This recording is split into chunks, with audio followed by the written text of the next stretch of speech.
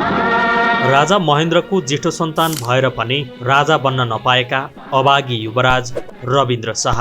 नेपाली शाहवंशीय राजाहरूको इतिहासलाई हेर्ने हो भने जेठो छोरालाई नै बुवाको मृत्युपछि राजा घोषणा गर्ने संस्कार भए पनि तत्कालीन राजा महेन्द्रका जेठा छोरा भएर जन्मिने मौका पाएर पनि रविन्द्र शाहलाई राजा घोषणा नगरी माइला छोरा वीरेन्द्रलाई विक्रम सम्वत 2028 सालमा राजा अभिषेक गरिएको थियो।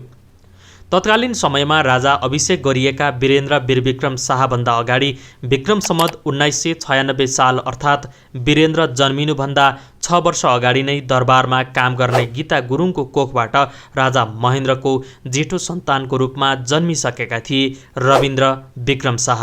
विडम्बनाको कुरा तत्कालीन राजा महेन्द्रको तेस्रो श्रीमती रत्न राज्यले महेन्द्रको भित्रिणी श्रीमती अर्थात् पहिलो श्रीमती गीता गुरुङलाई छोरा रविन्द्र शाहसहित दरबारबाट निकालेर रवि भवनमा बस्न बाध्य पार्दै विक्रम सम्वत 2028 साल माघ 17 गतेका दिन तत्कालीन राजा महेन्द्रको शङ्कास्पद मृत्यु भएपछि महेन्द्रकै माइलो छोरा वीरेन्द्र वीरविक्रम शाहलाई राजा घोषणा गर्ने काम भयो।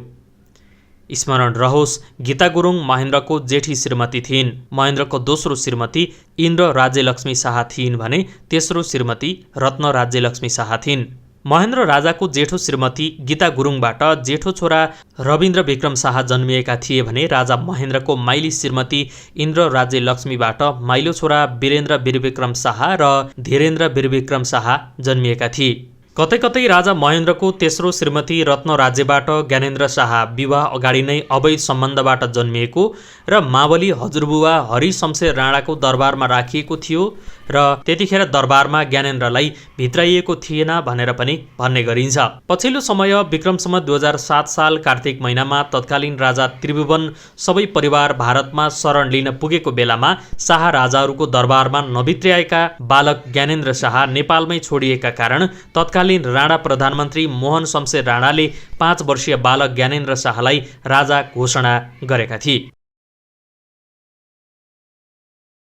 नारायण हिटी दरबारले सधैँ लुकाएकी पात्र हुन् रम्बा गुरुङ। उनलाई दरबारमा गीता गुरुङ र पछि मनकुमारी शाह भनेर समेत चिनियो। रम्बा शाह महेन्द्रको पहिलो रानी थिइन्, तर अघोषित। महेन्द्र र रम्बाको सम्बन्धबाट जन्मिएका थिए रविन्द्र शाह। उनी वीरेन्द्रभन्दा जेठा थिए तर राजा हुन पाएनन्, न त रम्बा महारानी नै भइन्। राजा महेन्द्रले रम्बालाई बाहिरिया रानी बनाए। पछि बाबु त्रिभुवन लगायत दरबारले बिहे गर्न अनुमति नदिएपछि ठकुरी जातकी महारानी विवाह गरेर आधिकारिक बनाएका थिए।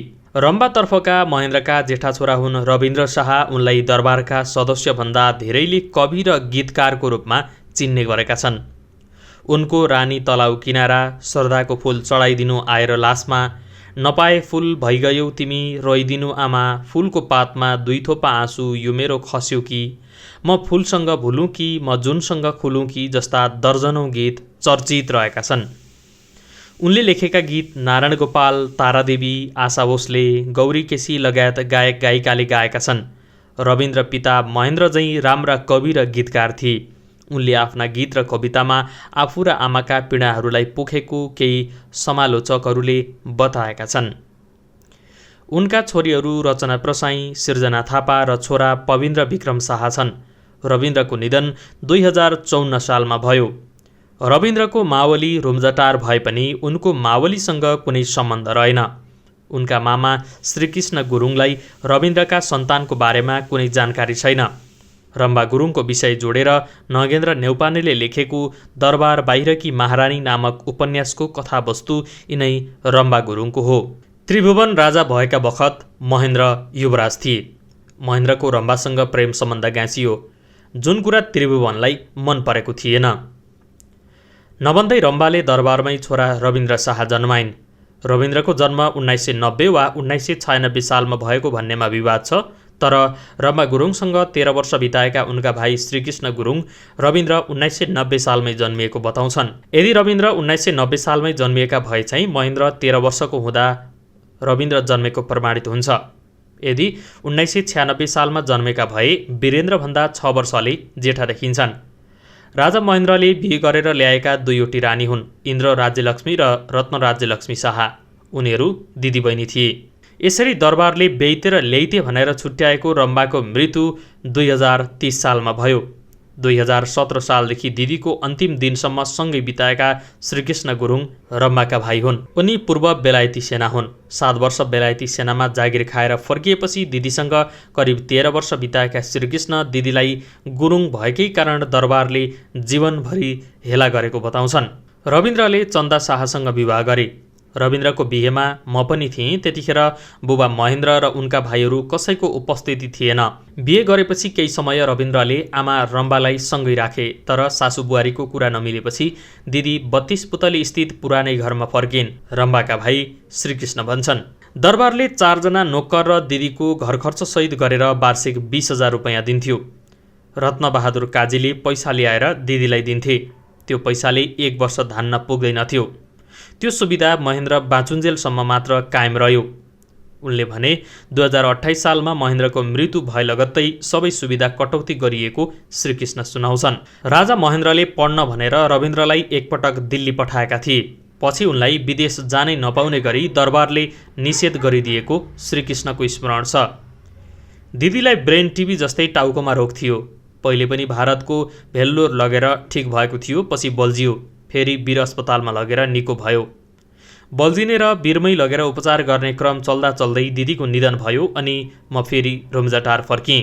दिदीले 2 पटकसम्म बोलाएपछि काठमाडौँ गएका श्रीकृष्ण बसुन्जेल जम्मा 1 पटक राजा महेन्द्रले उनकी दिदी रम्बालाई घरमै आएर भेटे।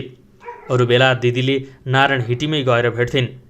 यति हेला गरेर राख्यो कि गाडीको सुविधा समेत दिएन। एकपटक एउटा थोत्रो जीप दिएको थियो, त्यो पनि फिर्ता लगिदियो। टेलिफोन जडान गर्न अनुरोध गर्दा दरबारले गरिदिएन। दरबारले जीवनभरि दिदीलाई हेला गरेको श्रीकृष्णको भनाइ छ। मेरी दिदी ठकुरी वा छेत्री नहुनु नै त्यसको कारण थियो। गुरुङ भएकैले दिदीले हेलाको हेलामै जीवनको अन्तिम सास फेरिन् उनी सम्झिन्छन्। त्यतिखेर कतिपयले रम्बाको भाइले दरबारको पैसा खायो पनि भनेछन्। त्यति बेला श्रीकृष्ण सम्झिन्छन्, तर दिदीले दिएको 2-4 पैसा खर्च बाहेक मैले भात खाने र बस्ने भन्दा अरू केही लिइन। दर्शकवृन्द, तपाईलाई आजको विषयवस्तु कस्तो लाग्यो कृपया प्रतिक्रिया दिनुहोला। अर्को भिडियोमा फेरि भेटौँला। हामी भने बिदा हुन्छौँ। नमस्कार।